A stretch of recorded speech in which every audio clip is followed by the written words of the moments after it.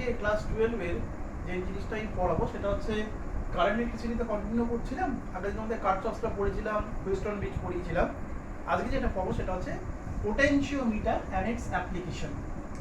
তো এই বিষয়ে একটা কথা বলি, মিটার ব্রিজ বলে একটা ইনস্ট্রুমেন্ট তোমাদের আছে সিলেবাসে, কিন্তু ওটা আমি এখন পড়াবো না, কারণ ওটা সম্পূর্ণ প্র্যাকটিক্যালের একটা এক্সপেরিমেন্ট আছে এবং পোটেনশিওমিটারটাও প্র্যাকটিক্যাল এক্সপেরিমেন্ট আছে।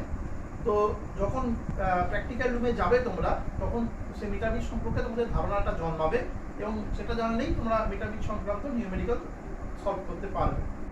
তো পোটেনশিওমিটার জিনিসটা কি একটু বলি। পোটেনশিওমিটার বেসিক্যালি একটা ডিভাইস যেখান দিয়ে আমরা কোনো তড়িৎ কোষের বা ইলেকট্রিক সেলের ইএমএফ কে মেজারমেন্ট করতে পারি, এটাই আমরা সাধারণত জেনে থাকি।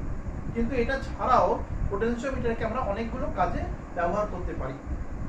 জিনিসটা হচ্ছে একটা লম্বা কাঠের টেবিলের ওপর রাখা কতগুলো তার, 10খানা তার থাকে। প্রত্যেকটা তার হচ্ছে 1 মিটার করে লম্বা, ঠিক আছে? ওই যেরকম গিটারের ক্ষেত্রে লম্বা লম্বা তার থাকে, ওরকম লম্বা লম্বা তার, তবে মাঝখানে স্পেস রয়েছে। হ্যাঁ, 10খানা তার আছে একটা কাঠের বেঞ্চের ওপর, এবং ওই প্রত্যেকটা তারের গায়েতে একটা করে স্কেল সেট করা আছে, যেখানে যে স্কেলটা শুরু হয়েছে 0 থেকে শেষ হয়েছে 100-এ গিয়ে, 100 সেন্টিমিটার মানে 1 মিটার লম্বা। তো এবার কি করা হয়, ওটাকে সার্কিট সেট আপ করে একটা গ্যালভানোমিটারকে সেট করা হয়, এবং গ্যালভানোমিটারের সঙ্গে একটা তার দিয়ে কি করা হয়, একটা পেন্সিল জকি বা পেন জকিকে সেট করা হয়। জকি মানে হচ্ছে একটা ধাতব পয়েন্টার, যেটা তারকে টাচ করলে তারের মধ্যে দিয়ে তড়িৎ প্রবাহ হবে, এবং সেটা সেই তড়িৎ প্রবাহটা তারের মধ্যে যে তড়িৎ প্রবাহটা হচ্ছে সেইটা কি জকির মাধ্যমে গ্যালভানোমিটারে গিয়ে পৌঁছবে এবং গ্যালভানোমিটার ডিফ্লেকশন দেখাবে, ডিফ্লেক্ট করবে। এই হচ্ছে ব্যাপার। তো এখানে এই একটা সংক্ষিপ্ত মডেল আমি কনসিডার করেছি যে এ আর বি এটা হচ্ছে পোটেনশিওমিটার তারের দুটো এন্ড, ঠিক আছে? এই যে এ বি এর লেন্থ হচ্ছে ক্যাপিটাল এল, এটা অ্যাকচুয়ালি 100 সেন্টিমিটার বা 1 মিটার, ঠিক আছে? আর এই যে দেখতে পাচ্ছ এটা হচ্ছে পোটেনশিওমিটারের নিচে তারটা, সেই তারে একটা তারের কথা বলছি, সেই একটা তারের resistance, and that is capital R. Resistance of AB হচ্ছে ক্যাপিটাল আর। এইবার কি হয়, এখানে এর অনেকগুলো অ্যাপ্লিকেশন আছে বলেছিলাম, তার মধ্যে ফার্স্ট অ্যাপ্লিকেশন হচ্ছে ভেরিয়েবল রেজিস্ট্যান্স। অর্থাৎ আমরা জানি যে কোনো পরিবাহী রোধ তার দৈর্ঘ্যের উপর নির্ভর করে। তো কেউ একজন মনে করো এখানে এ পয়েন্টে একটা জকি, তার দিয়ে জকিকে সেট করা যায়, যে হচ্ছে জকি। তো কি হলো, তারের গায়েতে ঠেকাতে এটাকে টাচ করা বলি, টাচ করতে করতে করতে করতে এইরকম একটা জায়গায় টিকিয়ে রেখেছে। এবার স্কেল দিয়ে মাপলো যে এই অংশের দৈর্ঘ্য হচ্ছে স্মল এল, ঠিক আছে? এবার তার মনে হলো যে পুরোটা রেজিস্ট্যান্স আমার কাছে গিভেন আছে, সেটা হচ্ছে ক্যাপিটাল আর। তাহলে আমি এইটুকু অংশের রেজিস্ট্যান্স কত বের করব? কি করে বের করব?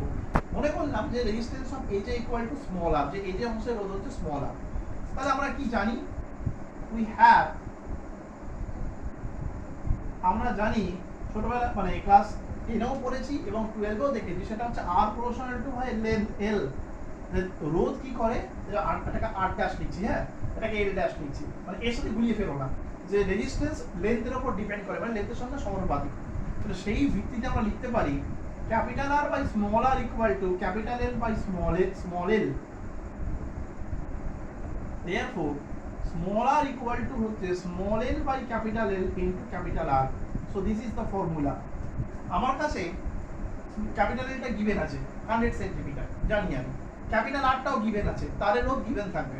স্মল এলটা আমি ট্যাপ করে করে যেখানে দাঁড়িয়ে রয়েছি, মানে স্থির হয়ে রয়েছি, তার লেন্থটাই মেপে নেবো, অর্থাৎ এ থেকে যে অবধি লেন্থটা স্কেল লাগানোই আছে তারের সঙ্গে, সেটা আমি মেপে নিতে পারবো। তাহলে স্মল এল, ক্যাপিটাল এল এবং ক্যাপিটাল আর গিভেন থাকলে ওইটুকু অংশের রেজিস্ট্যান্সটা কত সেটা আমি বের করতে পারবো, ঠিক আছে?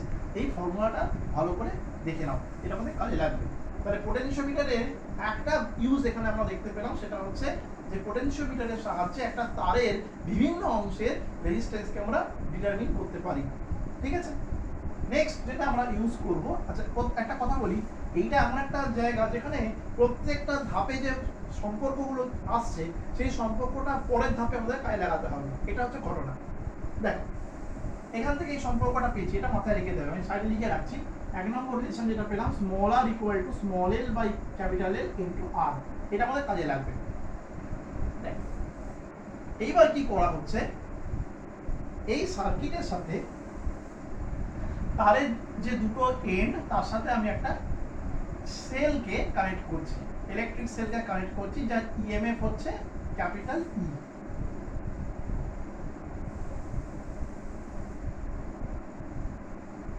ঠিক আছে, এবং এর ফলে এই সার্কিটে একটা কারেন্ট ফ্লো হচ্ছে, দ্যাট ইজ আই। ঠিক আছে, এইভাবে কারেন্টটা ফ্লো হবে, এই পজিটিভ থেকে যাবে, পজিটিভ থেকে নেগেটিভ দিকে এইভাবে কারেন্টটা ফ্লো করবে। হলো, এখানে দেখো একটা কথা আমি লিখতে পারি, we can write E equals to I into capital R। কি করে লিখতে পারলাম? আমরা এই ফর্মুলাটা জানি, E equal to I আর হয়, আমি কিন্তু ক্যাপিটাল আর লিখেছি। কেন ক্যাপিটাল আর লিখেছি? কারণ আমার সেলটা কিন্তু A এবং B এই দুটো প্রান্তের সঙ্গে যুক্ত আছে, এবং আমরা দেখেছি যে A এবং B এই দুটো টার্মিনালের মাঝখানের যে লেন্থটা, তার রেজিস্ট্যান্স হচ্ছে ক্যাপিটাল R, যেটা অলরেডি বোর্ডে লেখাও আছে। তাহলে সেজন্য লিখতে পারি হচ্ছে E equal to I R। হলো, তার মানে I মানে হচ্ছে E by R। This is equation 2। Point আগে পেয়ে গেছি, দিস ইজ ইকুয়েশন 2। এইবারে কি হলো, এ পয়েন্টের সঙ্গে তার দিয়ে একটা জকিকে যুক্ত করা আছে। কেউ ধরো ট্যাপ করতে করতে করতে করতে এই জায়গায় এসে দাঁড়িয়ে গেছে। এবার যদি সে বলে যে আমি এ এবং জে এই দুটো টার্মিনালের মধ্যে পোটেনশিয়াল ডিফারেন্স কত হচ্ছে বের করতে চাই, কি করবে না, এ এবং জে এই দুটো টার্মিনালের মধ্যে পোটেনশিয়াল ডিফারেন্স কত হচ্ছে সেটা ডিটারমিন করতে চাই। কেন? কারণ এইটুকু অংশের মধ্যে দিয়ে তো তড়িৎ প্রবাহ হচ্ছে, আর এইটুকু অংশে রেজিস্ট্যান্সও আছে। তাহলে V ইকুয়াল টু IR দিয়ে ফর্মুলা ফেললে আমি বের করতে পারবো। ঠিক আছে, তাহলে যদি A এবং J টার্মিনালের মধ্যে পোটেনশিয়াল ডিফারেন্সটা VAJ হয়, VAJ, সেটাকে লিখতে পারি I ইনটু স্মল r। এইখানটা বুঝতে হবে, I ইনটু স্মল r লিখেছি। কেন স্মল r লিখেছি? কারণ A আর J এর মধ্যে কিন্তু যে রেজিস্ট্যান্সটুকু আছে বা যে লেন্থটুকু আছে, তার রেজিস্ট্যান্স কিন্তু ক্যাপিটাল R নয়। A এবং J এই দুটো টার্মিনালের মধ্যে যে পার্টটুকু রয়েছে, যে লেন্থটুকু রয়েছে, তার রেজিস্ট্যান্স কিন্তু ক্যাপিটাল R নয়, তার রেজিস্ট্যান্স কিন্তু স্মল r, অলরেডি লেখা আছে, ওই জন্য আমরা স্মল r লিখেছি। তাহলে VAJ ইকুয়াল টু হলো I মানে হচ্ছে এক্ষুনি দেখেছিলাম capital E by R into small r। তাহলে VAJ equal to capital E into small r by capital R। তাহলে VAJ ইকুয়ালস টু, এই দেখো small r by capital R মানে এখান থেকে আমি বলে দিতে পারি, এই দেখো small r by capital R মানে এটা হবে small l by capital L into E from 1। এবার একটা জিনিস ভালো করে বোঝার চেষ্টা করো, তোমার কাছে ক্যাপিটাল Lটা গিভেন আছে 100 সেন্টিমিটার, তুমি ট্যাপ করতে করতে যে জায়গায় এসে দাঁড়াবে, স্কেলের সাহায্যে সেই লেন্থটা তুমি মাপতে পারবে, সেটা হচ্ছে স্মল l, অর্থাৎ সেটাও তোমার কাছে গিভেন আছে। আর ক্যাপিটাল ইটা হচ্ছে EMF of the electric cell, battery তড়িৎচালক বল। তুমি যে সেলটা ইউজ করছো তার গায়েতেই তার ইএমএফ লেখা আছে, সেটা 1.5 কি 2 ভোল্ট সেটা লেখা আছে, অর্থাৎ সেটা গিভেন আছে। তাহলে এই ফর্মুলা অ্যাপ্লাই করলে আমি এই তারের যে কোনো দুটো টার্মিনালের মধ্যে পোটেনশিয়াল ডিফারেন্সটা কি হচ্ছে সেটা বার করতে পারবো। কিন্তু একটা কথা, এই পোটেনশিয়াল ডিফারেন্সটা কিন্তু কনস্ট্যান্ট নয়, এটা কিন্তু ভেরিয়েবল পোটেনশিয়াল ডিফারেন্স। কেন ভেরিয়েবল পোটেনশিয়াল ডিফারেন্স? কারণ স্মল এলটা কিন্তু কনস্ট্যান্ট নয়, ক্যাপিটাল ই কনস্ট্যান্ট, ক্যাপিটাল এল কনস্ট্যান্ট, কিন্তু স্মল এলটা কনস্ট্যান্ট না, এটা কিন্তু লেন্থ ওয়াইজ ভ্যারি করতে পারে। আমি জকিটা যে কোনো জায়গাতে ট্যাপ করে ফিক্স করে দিতে পারি, সেই কারণে স্মল এলটা এখানে ভেরিয়েবল, তাই জন্য এর পোটেনশিয়ালটাও কিন্তু ভেরিয়েবল পোটেনশিয়াল, এটা মাথায় রাখবে। হলো, তাহলে নেক্সট যে ইকুয়েশনটা পেলাম সেটা হচ্ছে VAJ ইকুয়াল টু পেলাম small l by capital L into E। এটা হচ্ছে 2 নম্বর ইকুয়েশন। এইবার দেখে নাও, এটা দেখে নিয়েছো? ওকে, এইবার 3 নম্বর যে পয়েন্টটা লিখবো সেটা ভীষণ ইম্পর্টেন্ট পয়েন্ট, এটা পরীক্ষায় দেয়।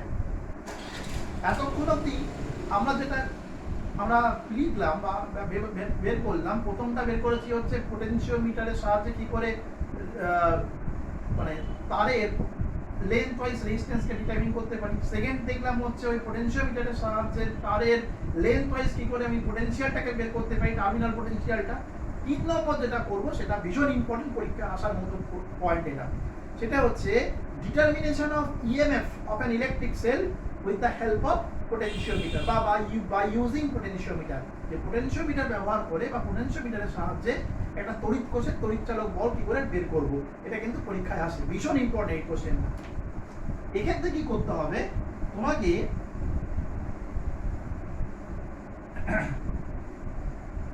একটা ইলেকট্রিক সেল এখানে কানেক্ট করতে হবে আর গ্যালভানোমিটারকে কানেক্ট করতে হবে।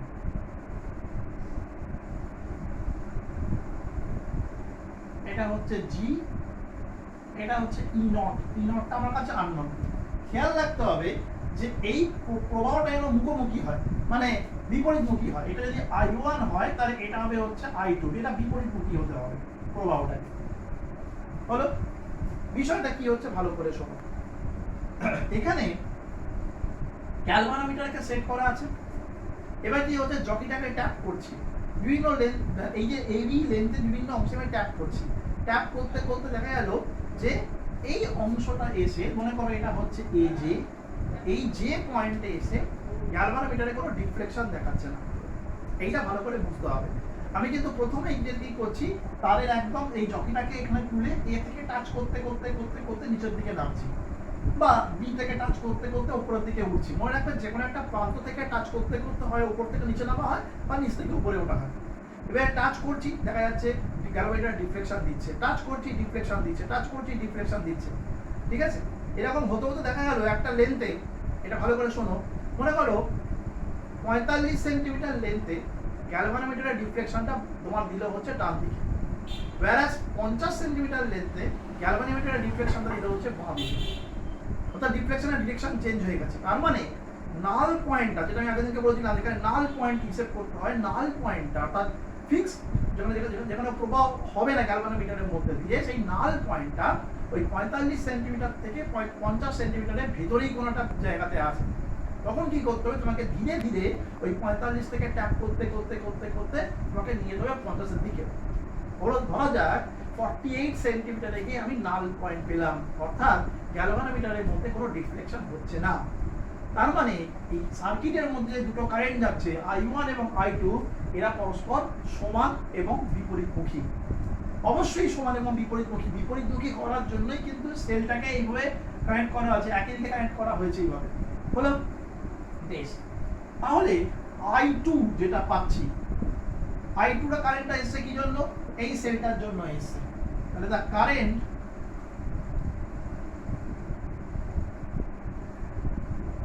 flows through the circuit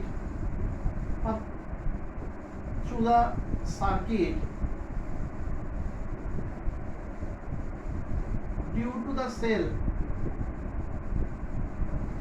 of EMF E naught is, কি লেখা হলো, now the current flows through the circuit due to the cell of EMF E naught is, অর্থাৎ এই সার্কিটে E naught তড়িৎ চালক বলের জন্য যে তড়িৎ প্রবাহ হচ্ছে সেটা হচ্ছে I2 equals to, এর ফর্মুলা হচ্ছে E naught by R dash বা R naught। R naught টা কি বলে দিই, এটা হচ্ছে ইকুয়েশন 3। R naught টা হচ্ছে রেজিস্ট্যান্স অফ এ জে। এখানে আর নট ধরেছি, স্মল আরটা আমি ধরে নিই, কারণ লেন্থটা একটু চেঞ্জ হবে, তোমরা দেখতেই পাচ্ছ। হলো, এটা হচ্ছে I2 টা। Again the current flows through the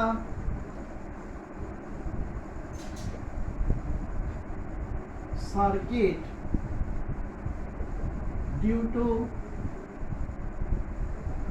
the cell of EMF E is। আবার এই একই সার্কিটের মধ্যে দিয়ে ই তড়িৎ চালক বলের জন্য যে তড়িৎ প্রবাহ হচ্ছে সেটা হচ্ছে I1 equals to, এখানে কিন্তু আমি E by R naught লিখতে পারবো না, এখানে হবে V AJ by R naught। প্রশ্ন, কেন আমি ই লিখতে পারলাম না? কারণ ইটা ভালো করে দেখো, এই যে সেলটা এর টার্মিনালটা কিন্তু এ এবং বি এর সাথে আমার কানেক্ট করা আছে, কিন্তু আমি সার্কিটটা শুরু করতে করেছি আমি এ থেকে, কিন্তু থেমে গেছি যে পয়েন্টে, বাকিটা কমপ্লিট করিনি। তাহলে সেই জন্য আমি এখানে ইটা লিখতে পারবো না। আমার এই অংশের পোটেনশিয়াল ড্রপ যেটা, তার জন্য যে কারেন্টটা গেছে সেইটাই আমি এখানে লিখতে পারবো। মানে এই কারেন্টের এই I1 কারেন্টের জন্য যে পোটেনশিয়াল ড্রপটা হচ্ছে সেটাই লিখতে পারবো, অর্থাৎ দ্যাট ইজ VAJ। আমি কিন্তু পুরো ইটা লিখতে পারবো না, কারণ ই এর প্রান্ত দুটো, একটা হচ্ছে এ একটা বি, আমি কিন্তু বি অবধি নামিনি, তার আগেই আমার নাল পয়েন্ট চলে এসছে। তাহলে এই I1 কারেন্টটা এই অংশটুকুর মধ্যে দিয়ে, অর্থাৎ এই যে অংশটুকুর মধ্যে দিয়ে যাওয়ার জন্য যে পোটেনশিয়াল ড্রপটা পাওয়া গেছে সেটাই আমি লিখতে পারবো। হলো? এইবার at the null condition of galvanometer, I1 equals to I2, অর্থাৎ গ্যালভানোমিটারে নিষ্পন্দ অবস্থায়, নাল কন্ডিশন মানে হচ্ছে নিষ্পন্দ অবস্থা, I1 এবং I2 সমান হবে। হলো? তাহলে দেখো, therefore VAJ equal to R0 কিন্তু কেটে যাচ্ছে, হ্যাঁ R0 লিখছি না, কেটে যাচ্ছে, ইকুয়াল টু হচ্ছে E0। এবার দেখো VAJ মানে আমি কি পেয়েছি? VAJ মানে এখান থেকে দেখো এসছে small l by capital L into E, that equals to E0। তো দিস ইজ দ্য ফর্মুলা। একটুখানি রেকটিফাই করে দিই, E0 equal to small l by capital L into E। এটাই হচ্ছে ফর্মুলা, ঠিক আছে? এইখানে দেখো ক্যাপিটাল L হচ্ছে 100 সেন্টিমিটার, আমি জানি। স্মল এলটা আমি ট্যাপ করতে করতে নিয়ে এসে যেখানে দাঁড় করেছি, ওই যে বললাম ধরো 48 সেন্টিমিটার নাল পয়েন্ট পাওয়া গেছে, তাহলে স্মল এল হচ্ছে 48 সেন্টিমিটার। আর ইটা আমার গিভেন ছিল 1.5 ভোল্ট হতে পারে, 2 ভোল্ট হতে পারে, ঠিক আছে? এত কম হয় না, একটু বেশি হয়, তাই হোক সেটা গিভেন ছিল, সেটা আমি লিখে পেয়ে যাবো। তাহলে স্মল এল, ক্যাপিটাল এল এবং এটা ইটা জানার ফলেতেই কি হবে, আমি E0টা বের করতে পারবো। একটা কথা আছে, এটা কিন্তু ভেরিয়েবল ইএমএফ নয়। কেন নয়? কারণ একমাত্র এই স্মল এর লেন্থেই আমি নাল পয়েন্টটা পাবো, অন্য কোনো লেন্থে আমি নাল পয়েন্ট পাবো না। তোমাদের মনে হতে পারে স্যার স্মল এলটা তো ভেরিয়েবল, যেটা আমি আগেরটায় পেলাম। আগেরটায় কিন্তু গ্যালভানোমিটার কোনো কানেকশন ছিল না, এখানে গ্যালভানোমিটারকে বসানো আছে, এবং একমাত্র গ্যালভানোমিটারের নাল কন্ডিশনটাকে ইউজ করেই আমি এই এতদূর ফর্মুলাটাকে নিয়ে এসেছি। নাল পয়েন্ট কিন্তু পার্টিকুলার একটা লেন্থের জন্যই পাওয়া যায়, সেটা কিন্তু একাধিক লেন্থের জন্য পাওয়া যায় না। সেই কারণে এই ইএমএফটা হচ্ছে ফিক্সড ইএমএফ, যেটা আমি বের করলাম, দ্যাট ইজ E0। মাথায় রাখতে হবে এটা, ঠিক আছে? দেখে নাও, দেখে নিয়েছো? ওকে, এইবারে একটা জিনিস আমি বলছি, ভালো করে শোনো, এটা মুছে দিচ্ছি। একটা প্রশ্ন এখানে আছে এবং সেটা ভীষণ ইম্পর্টেন্ট প্রশ্ন। সেটা হচ্ছে, প্রশ্নটা এরকম যে কোনো একটা ইলেকট্রিক সেলের ইএমএফ কে মাপার জন্য আমাকে পোটেনশিওমিটার ইউজ করতে হয়, ভোল্ট মিটারের সাহায্যে আমি ইএমএফ কে মাপতে পারি না কেন? মাপলে কি আমার অসুবিধা হতো? তোমাদের একটা সার্কিট আমি এঁকে দেখাচ্ছি, সার্কিটটা এরকম ছিল এবং এই সার্কিটটার সাথে তোমরা পূর্ব পরিচিত।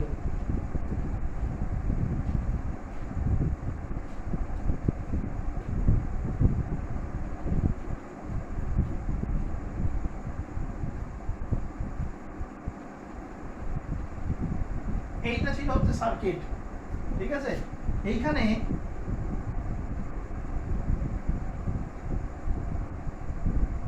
একটা ভোল্ট মিটারকে কানেক্ট করা হয়েছে across an external resistance capital R, হলো? এবং এর জন্য যে ইকুয়েশনটা পাওয়া যেত সেটা হচ্ছে capital E equal to V plus small v, যেখানে এই স্মল ভিটাকে বলা হতো লস্ট ভোল্ট। এই লস্ট ভোল্টটা আসে কেন?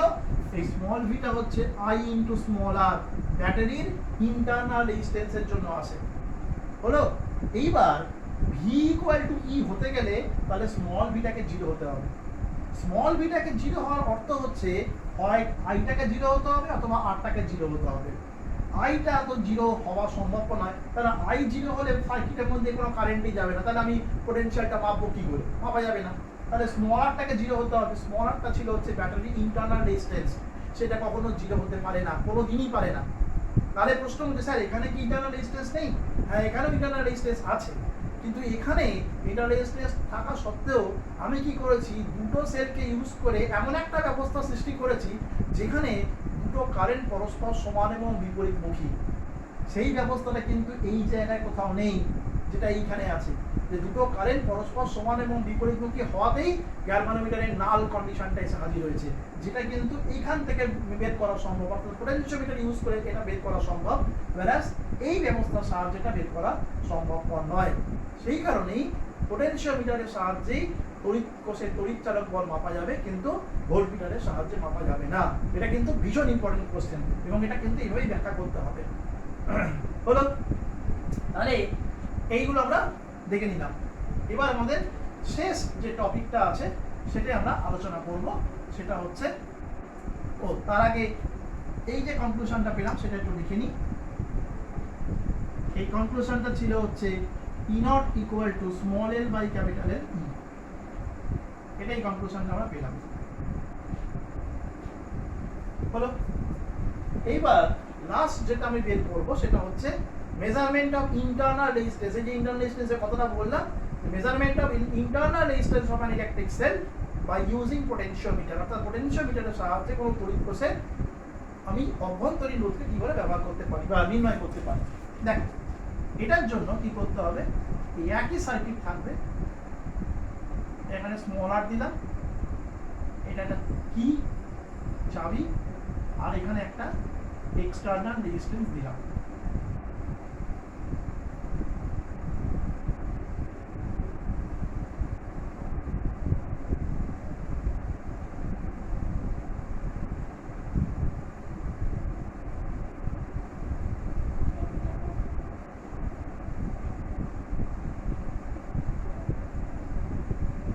প্রথম অবস্থায় মনে করো চাবিটা ওপেন আছে, এই কিটা ওপেন আছে মানে হচ্ছে এই পার্টটার মধ্যে দিয়ে কোনো কারেন্ট যাচ্ছে না। তাহলে এই পার্টটার মধ্যে দিয়ে কোনো কারেন্ট যদি না যায়, তাহলে কি হলো, আমি আগের অঙ্কটার মতোই বা আগের সমস্যাটার মতোই ট্যাপ করতে করতে করতে করতে দেখা গেল আমি এই জায়গাটা অর্থাৎ AJ1 এই লেন্থে গিয়ে আমি কি পেলাম, নাল পয়েন্টটা পেলাম। আমরা ধরে নিলাম যে late we get the null point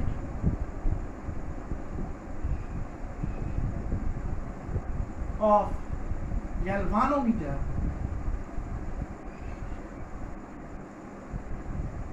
at length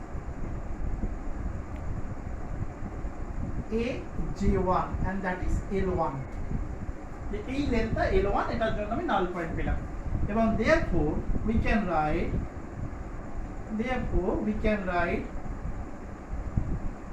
এবং সেই হিসেবে আমরা লিখতেও পারবো কি না, E নট ইকুয়াল টু হচ্ছে L1 by L into E। এই সম্পর্কটা এখানে ইউজ করে দিলাম। হলো, এইবার কি করলাম, আমি এই কিটাকে ক্লোজ করে দিলাম। এই কিটাকে ক্লোজ করে দিলে কি হবে, তখন কারেন্টটা এইভাবে ফ্লো করবে, এই সার্কিটের মধ্যে দিয়ে তখন কারেন্টটা যাবে। তাহলে এবার যেটা লিখতে হবে, when the key is closed, when the key is closed, the current flows through the circuit, সার্কিটের নাম দিয়ে দিচ্ছি CDEF, এই হিসাবে এইগুলি ফেলবো, ঠিক আছে, flows through the circuit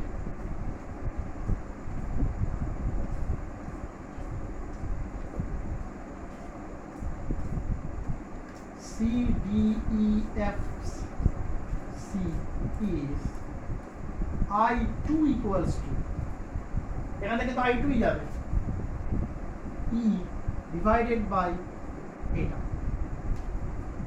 কারণ এই স্মল আর এবং ক্যাপিটাল আর এটা আছে হচ্ছে সিরিজে। এবার আবার আমি ট্যাপ করতে করতে করতে করতে নাল পয়েন্ট খুঁজলাম, দেখা গেল এই অবস্থায় এইরকম একটা জায়গাতে নাল পয়েন্ট পাওয়া গেল, সেটা হচ্ছে J2। তাহলে আমরা লিখতে পারি, দেখো, if V V be the terminal potential difference across the resistance are therefore E equals to বা V equals to হচ্ছে, আচ্ছা এটা E তো হবে না, E0 হবে, সরি, V equals to হচ্ছে E0 minus I into small r। হলো? তাহলে V equal to E0 minus এটা মানে হচ্ছে E0 ক্যাপিটাল আর স্মল আর ইন্টু স্মল আর। দেখে না একবার, মুছে দেবো এটা, দেখে নাও, দেখে নিয়েছো? ওকে, এবার আমি এটা কন্টিনিউ করছি। এই নিচের লাইনটা আমি আরেকবার লিখছি। V ইকুয়ালস টু হচ্ছে, তাহলে E0টা কমন নিয়ে চলে আসছে, এখানে থাকছে হচ্ছে R plus R minus R by R plus R। তাহলে V ইকুয়ালস টু হচ্ছে E0 capital R by R plus R। হলো? এইবার দেখো, ভালো করে দেখো, এই যে ভিটা পেলাম সেকেন্ড ক্ষেত্রে, এই ভিটা হচ্ছে এই রোধের অ্যাক্রসে টার্মিনাল পোটেনশিয়াল ডিফারেন্স, এবং কখন এটা নেবো, যখন আমি নাল পয়েন্টটা পাচ্ছি সেই সময়তেই নেবো, অন্য ক্ষেত্রে আমি নিয়ে কোনো লাভ নেই আমার। তার মানে এই ভিটাকে আমি লিখতে পারি ভি এ জে টু, কারণ সেকেন্ডে আমার জে টু পজিশনে নাল পয়েন্ট এসছে। আমি আবার বলছি, এই সার্কিটটা ক্লোজ করে আমি আবার ট্যাপ করতে থাকবো, ট্যাপ করতে করতে যে পয়েন্ট থেকে নাল পয়েন্ট পাবো সেইখানটাই আমি কনসিডার করবো, সেই পোটেনশিয়াল ডিফারেন্সটাকে আমি নেবো, বাকি নিয়ে আমার কোনো লাভ নেই। তাহলে সেটা হচ্ছে ভি এ জে টু, কারণ এই জে টু পয়েন্টে নাল পয়েন্টটা এসছে, এবং আমার ধরে নেবো যে তার লেন্থটা হচ্ছে L2, L2টা অবশ্যই ছোট। ওকে, তাহলে সেটা হচ্ছে কি পেলাম না, E0 capital R by small R. এবার দেখো এইটাকে আমরা লিখতে পারি এই ফর্মুলা অনুসারে, L2 ক্যাপিটাল L E হলো, আর E0 মানে একটু আগে আমরা দেখেছি L1 capital L E R by R plus small R. পাশে লিখে দিচ্ছি, যেহেতু AJ2 মানে হচ্ছে L2 আর AJ1 মানে হচ্ছে L1। তাহলে এবার দেখো ক্যাপিটাল L E কেটে যাচ্ছে, কি পড়ে থাকছে R plus small r by capital R equal to L1 by L2।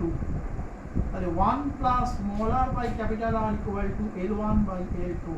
তাহলে therefore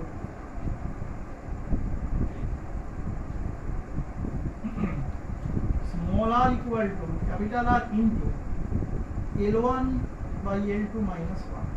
So this is the formula. ঠিক আছে, আমি L1টা হচ্ছে ফার্স্ট টাইম যখন কিটাকে ওপেন রেখেছিলাম সেই জায়গা যেটা নাল পয়েন্ট পেয়েছিলাম সেটা হচ্ছে L1 তার লেন্থটা। সেকেন্ড যখন কিটাকে ক্লোজ করে আমি নাল পয়েন্ট পেলাম সেটা হচ্ছে L2। তাহলে L1 আমার গিভেন আছে, L2 আমার গিভেন আছে, আর ক্যাপিটাল আরটা তো হচ্ছে A আর B পয়েন্টের মধ্যে রেজিস্ট্যান্স, সেটা আমি অলরেডি জানি, সেটা বসালেই আমার স্মল আরটা বেরিয়ে চলে আসবে। ঠিক আছে, এখান থেকে যে প্রশ্নগুলো আসতে পারে, মেইন দুটো প্রশ্ন আসতে পারে, তিনটে। একটা হচ্ছে পোটেনশিওমিটারের সাহায্যে কোনো তড়িৎ কোষের তড়িৎচালক বল কি করে নির্ণয় করবে, আর একটা হচ্ছে তড়িৎ কোষের তড়িৎচালক বল নির্ণয় করার জন্য পোটেনশিওমিটার ব্যবহার করা হয় কিন্তু ভোল্টমিটার নয় কেন, আর পোটেনশিওমিটারের সাহায্যে কোনো তড়িৎ কোষের অভ্যন্তরীণ রোধ তুমি কিভাবে নির্ণয় করবে। এই তিনটে প্রশ্ন মেইন আসে। ঠিক আছে, ভালো করে ক্যালকুলেশনটা দেখে নাও। আজকের এই ক্লাস এখানে শেষ, এবং এই চ্যাপ্টারটাও এর সাথে শেষ হয়ে গেল।